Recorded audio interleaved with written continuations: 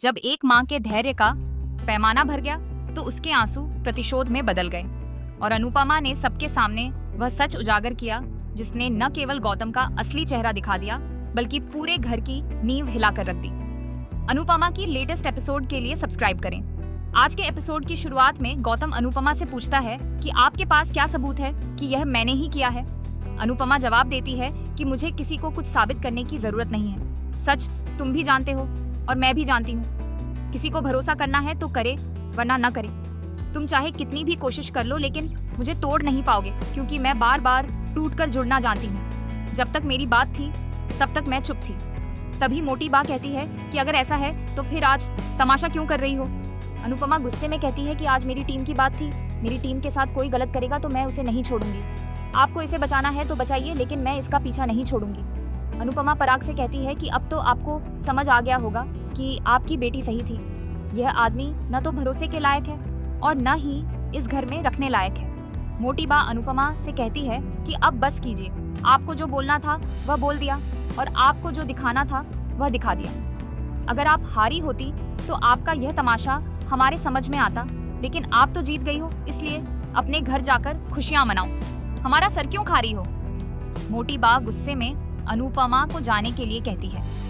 अनुपमा कहती है कि हथेली में रखा बिच्छू एक दिन डंक जरूर मारता है। आपने भी ये गौतम नाम का बिच्छू हथेली में रखा हुआ है, एक दिन ये आपको जरूर काटेगा। तभी गौतम अनुपमा से कहता है कि आप अपने बेटे कहिए कि इसका यह प्लान कामयाब नहीं होगा। अभी तक मैं नाटक कर रहा था लेकिन अब आपको सच्चाई बताता हूँ। गौतम आरोप लगाता है कि यह वीडियो निकली है और तोशु ने इसे बनवाया है ताकि वह मुझे ब्लैकमेल करके मुझसे पैसे मांग सके। जो आदमी अपने दामाद से पैसे लेता हो वह पैसे के लिए किस हद तक गिर सकता है यह सबको पता है, लेकिन यहाँ इसके निकले सबूत पर कोई विश्वास नहीं करेगा। अनुपमा कहती है कि मेरा बेटा नाकारा और निकम्मा है लेकिन उसे कंप्यूटर की इतनी समझ नहीं है। अगर इसमें ये टैलेंट होता तो वह भूखा नहीं मर रहा होता। गौतम कहता है कि आप मुंबई वापस जाने की जगह यहाँ आकर तमाशा क्यों कर रही हो। अनुपमा कहती है कि मैं तुम्हारी सच्चाई बताने आई थी ताकि सबको पता चले कि उन्होंने तुम्हारे जैसे बिच्छू को पाल रखा है। उम्मीद है कि यह लोग भी वही करेंगे जो मैंने अपने बेटे के साथ किया। पारी दुखी होती है। अनुपमा पूरी बात बताती है कि कैसे उसने तोशु के साथ अपना रिश्ता तोड़ लिया है। अनुपमा दुखी होकर कहती है कि एक हद के बाद मौका नहीं सजा देनी चाहिए। गौतम चिल्लाता है कि यह फैमिली ड्रामा बंद करो। तुम्हारी तरह यह अपने दामाद को घर से बाहर नहीं निकालेंगे। मुझे यहाँ से कोई बाहर नहीं निकाल सकता। पराग गुस्सा होता है। गौतम अनुपमा को बाहर जाने के लिए कहता है। तभी पराग गौतम को जोरदार थप्पड़ मार देता है। यह देखकर सभी चौंक जाते हैं। गौतम हैरान होता है। पराग गुस्से में गौतम को वहीं खड़े रहने के लिए कहता है और डंडा लेकर आता है। पराग कहता है कि यह हमारे पिताजी की छड़ी है। बचपन में इससे बहुत बार पड़ चुके हैं। इसकी मार से आत्मा शरीर से बाहर ही निकल जाती थी। पराग अनुपमा से कहता है कि उसने आपके साथ जो किया है उसकी सजा उसे आप ही दोगी। मेरा मानना है कि गलती नहीं हो सकती लेकिन सजा पुरानी ही होनी चाहिए।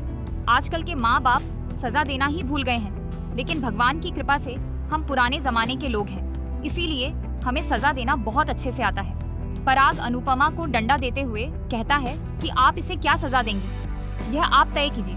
अनुपमा डंडा लेकर पराग को धन्यवाद कहती है। गौतम घबरा जाता है।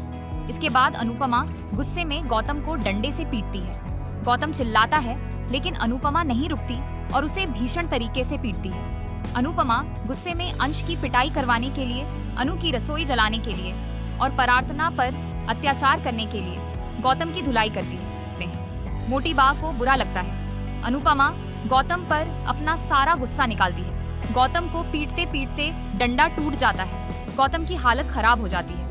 अनुपमा कहती है कि आज के बाद तुमने अगर मेरे परिवार या मेरी टीम पर बुरी नजर डाली, अंश और प्रार्थना को परेशान करने की कोशिश की या मेरे किसी भी बच्चे को तंग करने की कोशिश की तो मैं तेरे शरीर की एक एक हड्डी ऐसे तोड़ूंगी कि तू अस्पताल ले जाने के लायक ही नहीं बचेगा।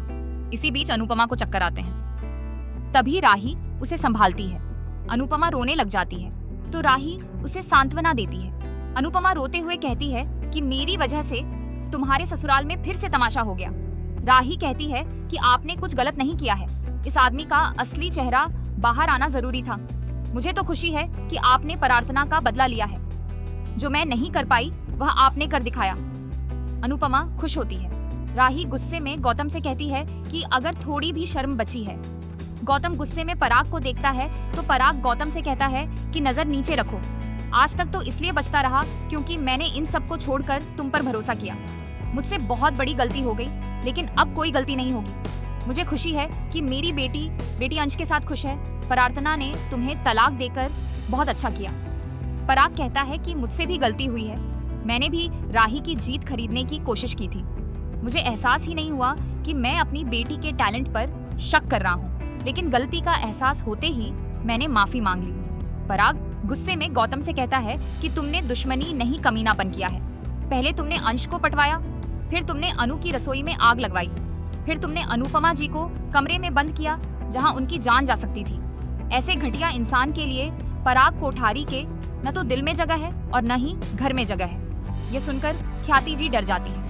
पराग कहता है कि तू इस घर के मान सम्मान के लायक नहीं है। अनुपमा जी ने आज तुम्हें तेरी सही औकात दिखाई है। पराग अनुपमा को धन्यवाद कहता है। पराग मोटी बा से कहता है कि आज तक आप इस आदमी को बचाती रही, इसीलिए उसकी इतनी हिम्मत हुई है, लेकिन आज आप बीच में मत बोलना क्योंकि ऐसा घटिया इंसान इस घर में नहीं रह सकता। अनुपमा खुश होती है। पराग कहता है कि पराग कोठारी वह पहला पिता है जो अपने दामाद को विदा कर रहा है। पराग गुस्से में गौतम की कॉलर पकड़ता है और उसे घर से बाहर निकालने लग जाता है। मोटी बा पराग को रोकने की कोशिश करती है, लेकिन पराग धक्का मारकर गौतम को बाहर निकाल देता है। पराग गुस्से में कहता है कि आज के बाद अगर तूने इस घर की दहलीज लांघने की कोशिश की तो मैं तेरा वह हाल करूंगा कि तुम्हें अपने पैदा होने पर अफसोस होगा। गौतम अकड़कर पराग के सामने आता है और कहता है कि आप भूल रहे हो कि आपकी कंपनी में मेरे भी पैसे इन्वेस्ट किए हुए हैं। पहले मेरे सारे पैसे सुद समेत वापस कीजिए, उसके बाद घर से निकालिए। पराग गुस्से में पूछता है कि तू किसको धमकी दे रहा है? क्या तू पराग कोठारी को धमकी दे रहा है? गौतम कहता है कि जब तक रिश्ता था तब तक लिहाज था, अब रिश्ता खत्म तो लिहाज भी खत्म। गौतम धमकी देते हुए कहता है कि अगर मैंने अपने पापा को बता दिया तो 2 मिनट में कोठारी परिवार रोड पर आ जाएगा। पराग आत्मविश्वास से कहता है कि जिसको खुद पर विश्वास होता है वह झुलकर भी वापस खड़ा होने का दम रखता है। जिसके पास अनल जैसा भाई हो, प्रेम राजा और बादशाह जैसे बेटे हो, ख्याति जी जैसी जीवन साथी हो, मिते जी जैसी बहन हो, राही, माही, पारी जैसी बहुएं हो, अनुपमा जी जैसी शबचंतक हो, जिसके सिर पर श्रीनाथ जी और अपनी माँ का आशीर्वाद हो, वह किसी के पिताजी से नहीं डरता। गौतम मन ही मन गुस्सा होता है। इसी के साथ एपिसोड खत्म हो जाता है। अगले एपिसोड में देखने को मिलेगा कि गौतम गुस्से में अपनी बेइज्जती का बदला लेने की धमकी देता है। मोटी बा डर जाती है और गौतम से माफी मांगती है। पराग उसे ऐसा करने के लिए मना करता है, लेकिन मोटी बा कहती है कि हम बर्बाद हो जाएंगे, हमारा नाम मिट्टी में मिल जाएगा। गौतम जी से दुश्मनी मत करो। पराग हैरान होता है। मुझे उम्मीद है आपको हमारे यह वीडियो जरूर पसंद आई होगी। हमारे चैनल को लाइक, शेयर और सब्सक्राइब करें। धन्यवाद।